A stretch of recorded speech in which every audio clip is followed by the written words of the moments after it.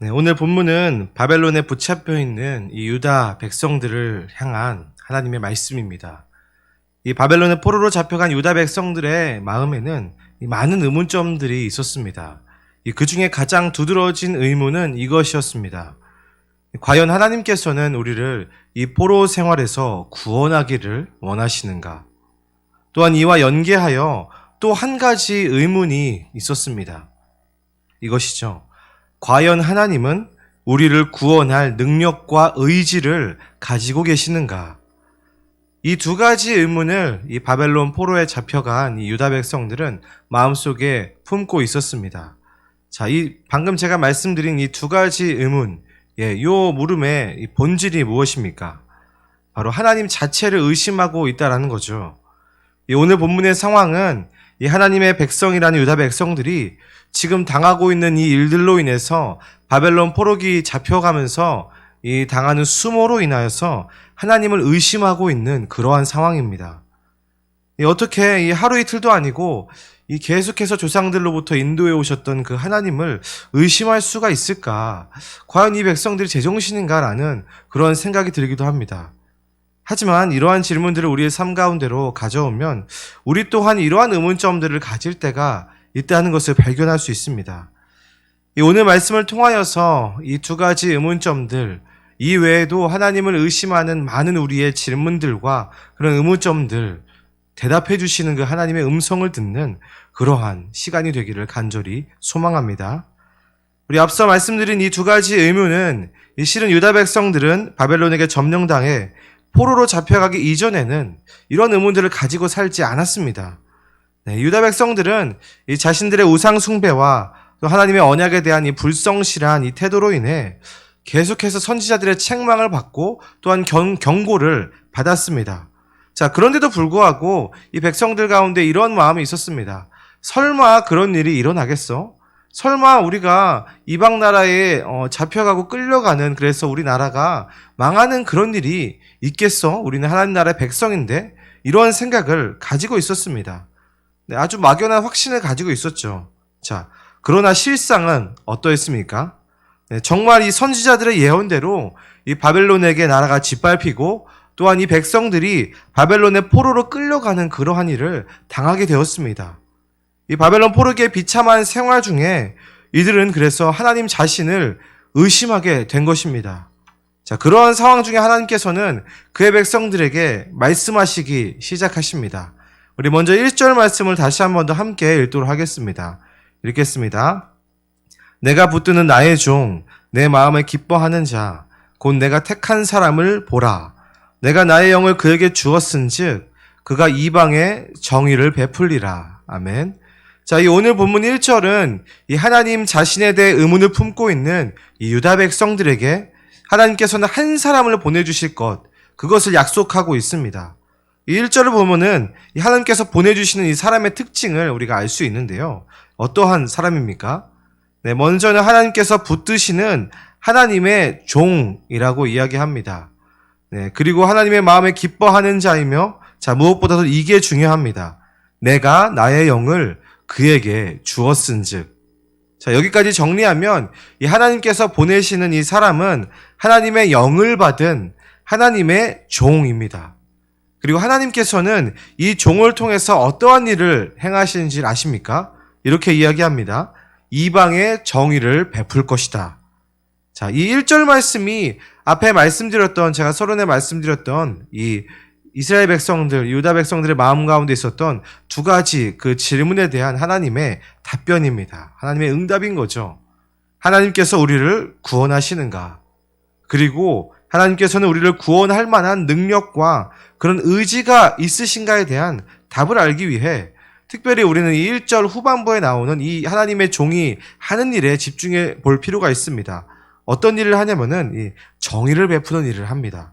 자, 이 특별히 1절에 나오는 이 정의, 네, 히브리어로는 이 미쉬파트라는 그러한 단어인데요. 이게 법률적인 용어입니다. 이 법률적인 용어로 판결하다, 심판할 수 있는 권리를 가지다라는 뜻을 가지고 있습니다.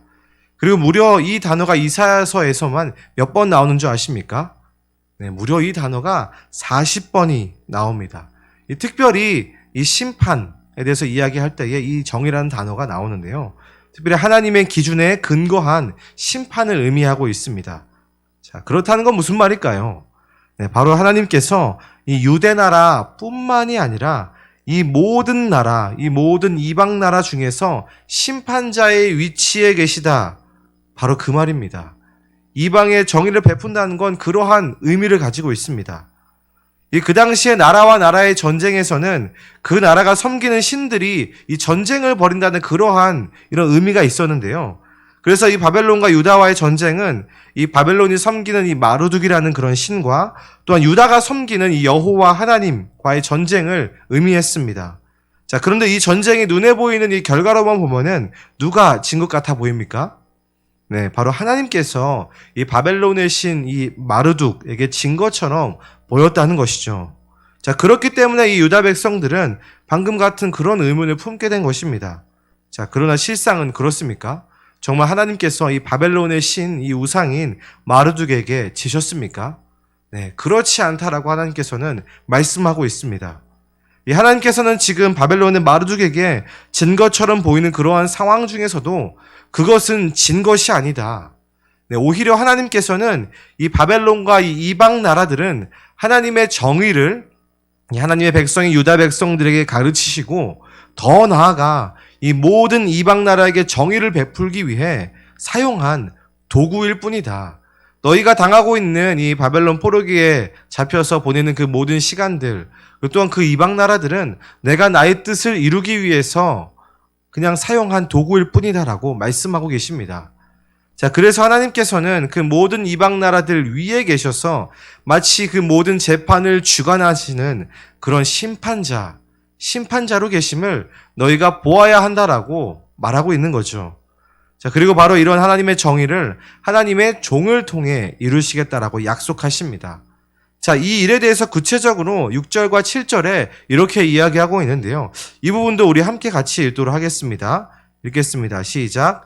나 여호와가 의로 너를 불렀은즉 내가 내 손을 잡아 너를 보호하며 너를 세워 백성의 언약과 이방의 빛이 되게 하리니 내가 눈먼 자들의 눈을 밝히며 갇힌 자를 감옥에서 이끌어내며 흑암에 앉은 자를 감방에서 나오게 하리라. 아멘. 자, 우리는 6절과 7절에서 하나님께서 택하신 이 종이 어떤 일을 하는지를 주목해 볼 필요가 있습니다. 6절과 7절을 보면은 이 하나님의 종, 하나님께서 택하신 종이 이러한 일을 합니다.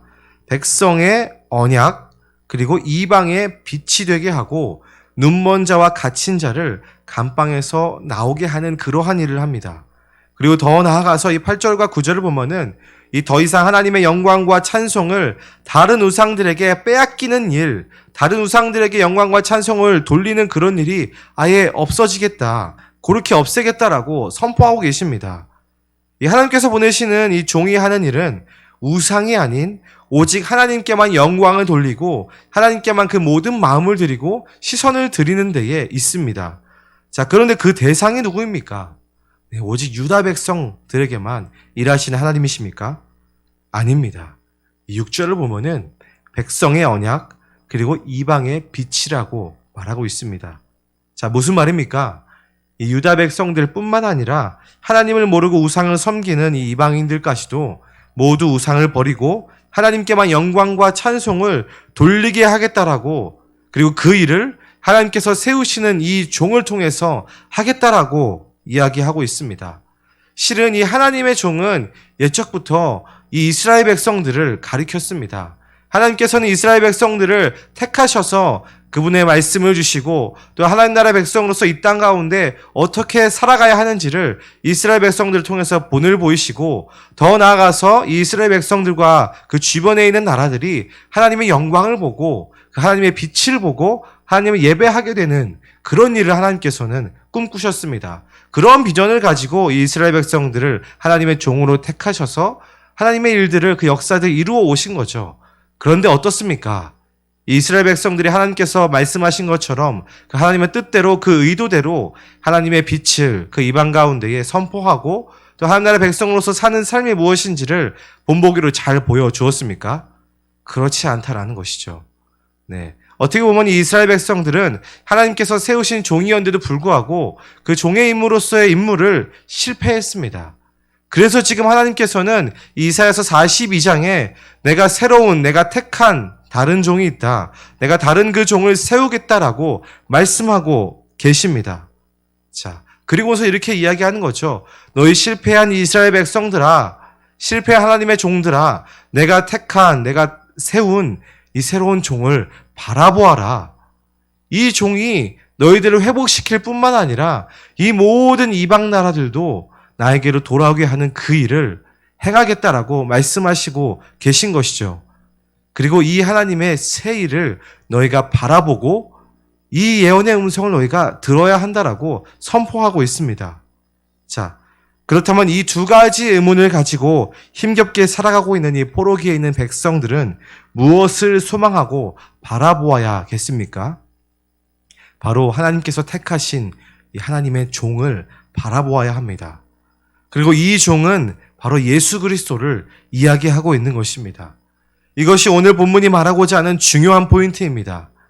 이 말씀을 정리하며 서론에서 말씀드렸던 두 가지 질문을 이제 우리의 삶 가운데로 조금 더 깊이 가져와 봅시다. 과연 하나님께서는 우리를 포로 생활에서 구원하기를 원하시는가? 과연 하나님은 우리를 구원할 능력과 의지를 가지고 계시는가? 우리도 이런 질문들을 할 때가 너무도 많지 않습니까?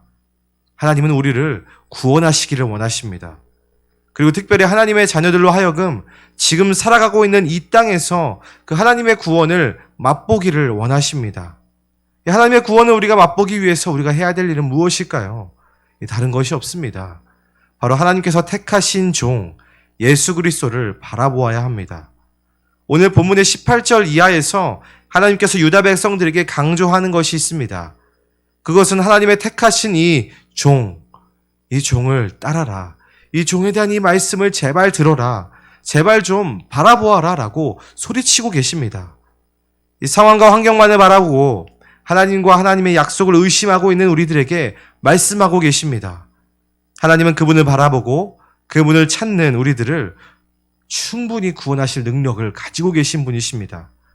이 아침 우리를 구원하시는 그 하나님을 찾기를 소망합니다.